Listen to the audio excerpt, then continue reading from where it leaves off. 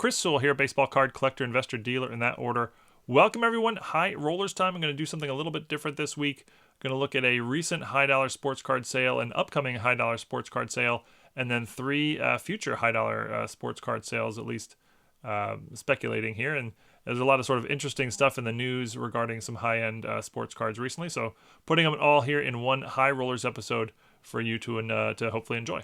This week's list is brought to you by Hoodies Collectibles. They're a consignment company that will sell your cards for you via eBay auctions. I use hoodies regularly myself as part of my overall selling strategy. Here's just a list of some of the cards I've sold through them recently, and you can follow all it along in real time. You can see exactly what the card's going for and in the exact moment, what it ends up selling for, what the fees are, etc. And you can click on the links to any of the cards at any time and see the actual eBay listing live as you need to. Here's an example of an Anthony Davis autograph I sold through Hoodies not too long ago for $107. If you're looking to sell some cards, I recommend you give them a try or just check out their inventory. They have quite a bit of good stuff available for sale. I've included links to their webpage and information on how to contact them in the description below. But all right, let's check out some of these high dollar items we are looking at this week, and we're going to start with a recent completed sale. This is on this 2017 Bowman Chrome Prospects Autographed Superfractor Ronald Acuna first Bowman Chrome card. It's graded a PSA Mint 9. The card is a 1 of 1, as are all Superfractors. And this card recently sold in a private sale brokered by Goldin for $430,000. It sets the new all-time record for any Ronald Acuna sale in world history, although actually not by a huge margin. The red refractor version of this card, which is serial numbered out of 5, sold in 2021, early 2020, really at the absolute peak of the hobby, March of 2021, for $370,000 plus, as you can see here. This one's a nicer grade than the Superfractor. It's a BGS Pristine 10, 10 for the auto, but the Superfractor 101 selling for about, I don't know, 15 to 20% higher than the red refractor here, numbered out of 5. So a couple of interesting things about the sale, in addition to setting the Acuna record. But, Acuna really had a pretty amazing season. It's a historic season that, I don't want to say it was like under the radar. I mean, he's going to win the MVP, but I feel like it should have gotten a little more recognition just how amazing it was. First ever player to go 40-70, 41 home runs, 73 stolen bases. Led the league in a ton of categories. Runs scored, hits, stolen bases, on-base percentage, OPS, total bases. I mean, had a WAR over 8, led the league in WAR. Just a really, really incredible season. Like I said, he will win the MVP, but I feel like his card prices didn't see a huge jump. And $430,000, that might seem high or low depending on your viewpoint. But for comparison's sake, the Jason Dominguez version of this card, his equivalent card for Jason Dominguez, sold about in early 2022 for more than this, $474,000. Now this one's a PSA 10, but on a card like this, a PSA 9 versus 10 is not going to make much of a difference.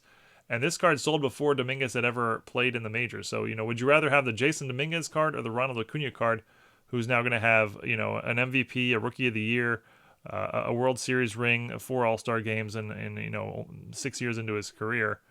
Which would you rather have? Obviously, I'd take the Acuna without even thinking about it, but just sort of interesting that it sold less than the Jason Dominguez here. But whenever I hear about a sale like this on a modern player, my first thought is always, well, how good does he have to be over the course of his career for this card to hold its value? I mean, there's a lot baked in here, $430,000. He's probably going to have to end up being like an all-time great top 10 player of all time type of thing. If he ends up just being a very good Hall of Famer, that's not going to be enough, probably for this card to retain its value. Now, technically, there is upside. I mean, the Mike Trout version of this card sold for close to $4 million. That was in 2020, really sort of as the hobby was peaking, and also when Mike Trout's hype was also peaking. So, I don't think this card would sell anywhere near $4 million if put up for sale today, but it did reach that at one point, and I guess technically the Ronald Acuna could as well. Although I certainly wouldn't bet on that. All right, next card to talk about is this 1914 Baltimore News Babe Ruth. And this is the first card for Babe Ruth, the Babe, any card whatsoever, 1914. And it's graded an SGC VG3. And this card is going up for auction in the next Robert Edwards auction starting on in a couple days here. And a bunch of interesting things going on with this card here. But before talking about that, let's just discuss the grade real quick. I mean, this is a very generous 3. I mean, it's got paper loss in the upper right corner, I guess. Creasing, it looks like more paper loss around various edges and corners. I mean, if I was playing Guess the Grade, I would guess this was a 1, maybe a 1.5, but I don't see how this got a 3. I guess the back is looks really nice, but still, that seems like a very generous grade. But it's been speculated that this card could set the new all-time sports card sales record in world history when it goes up for auction. Now, there's only 10 known copies of this card ever. There have been 3 copies graded by PSA, with the highest grade given out as being a 4. And there have been 7 copies graded by SGC in total, with the highest grade given out a 3. So only 10 known examples, and this is one of the 3 nicest if you go by the grade to exist on planet Earth. Now, it was reported 2 years ago that this exact card, serial number and all, in the SGC 3 holder, sold for $6 million. Now, that's not actually accurate. What happened was this card was sold in a private sale. Nobody knows what the actual sale price was. It was purchased by a fractional share company, which valued it at $6 million. So we don't know what it actually sold for.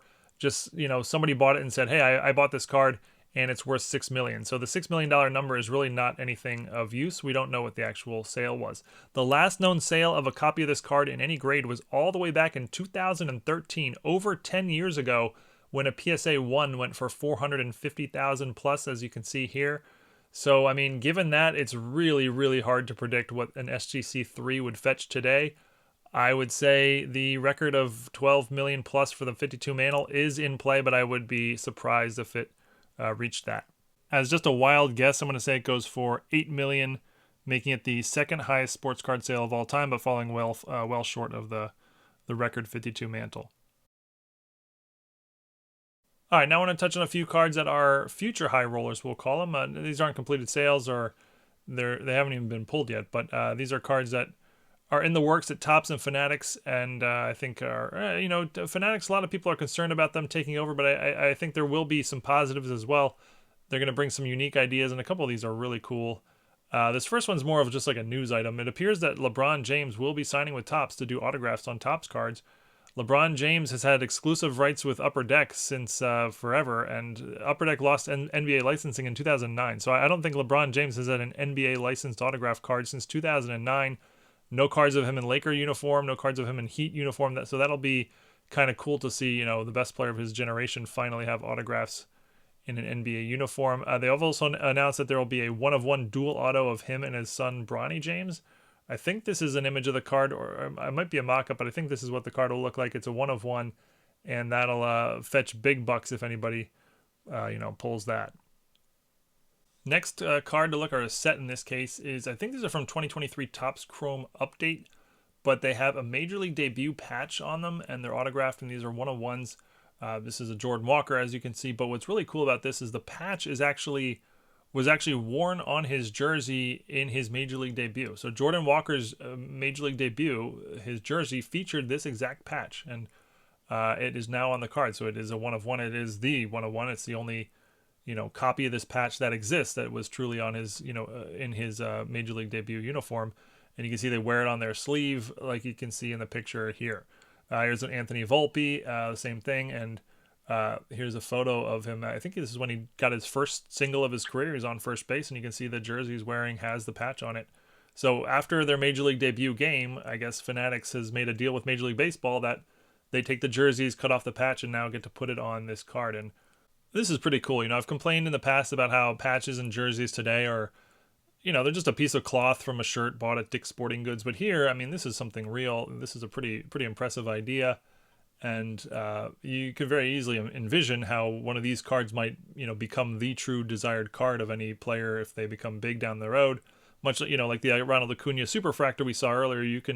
It's not hard to imagine the 1-of-1 Major League debut patch auto card to be, just as desirable. So I wouldn't be surprised if we see some high roller sales of these down the road of some of the players that sort of start having, relevant careers.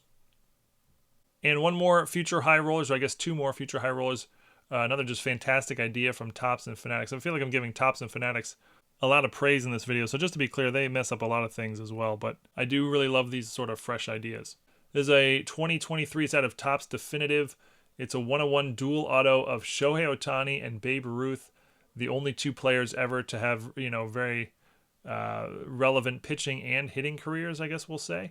And this is there's a 1-of-1 copy of them pitching, which is this one here, and there's also a 1-of-1 copy of them hitting, which is this copy here.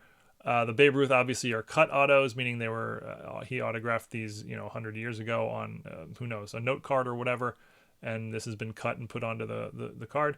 The Otanis are on card autos, so beautiful cards here, one of ones. I mean, just an amazing piece of history.